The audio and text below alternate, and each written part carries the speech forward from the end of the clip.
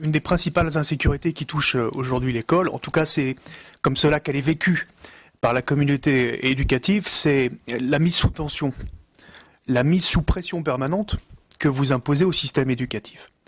Mise sous tension par la frénésie des faits d'annonce ou de communication qui ne sont jamais suivis d'effets ou qui ont des effets déstabilisants. Mise sous tension aussi, et des collègues y sont revenus, par la diminution des effectifs dans l'éducation nationale et donc des moyens humains, que ce soit les enseignants ou les surveillants, alors que nous le savons, et tous les spécialistes de la violence en milieu scolaire nous le disent, les solutions pour prévenir la violence sont plus humaines que techniques. Et je pense en particulier à la présence, ça a été dit à plusieurs reprises avant moi, la présence des adultes formés dans les établissements scolaires qui constituent un des moyens les plus efficaces pour prévenir la violence à l'école. Et ce que vous faites aujourd'hui, c'est justement de diminuer ce nombre d'adultes dans les établissements. Pour prendre l'exemple du département de la Loire, où nous aurons 24 suppressions de postes dans le premier degré, l'essentiel des postes qui vont être supprimés ne seront pas dans les personnels, dans les classes, ce sera 9, mais hors classe.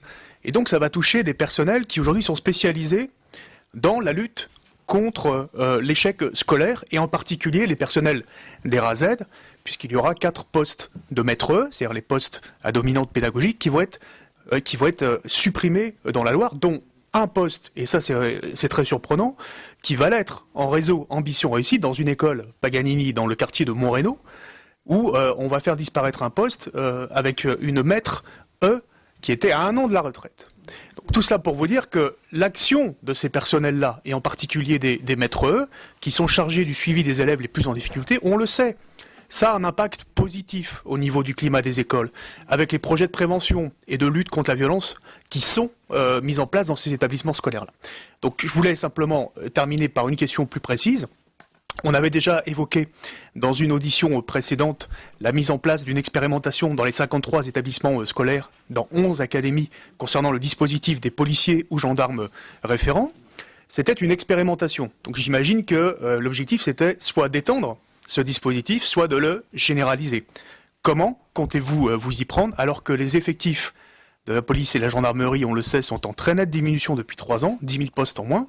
On en revient encore là à la question des moyens, notamment de la RGPP qui a été évoquée tout à l'heure par Dominique Thor.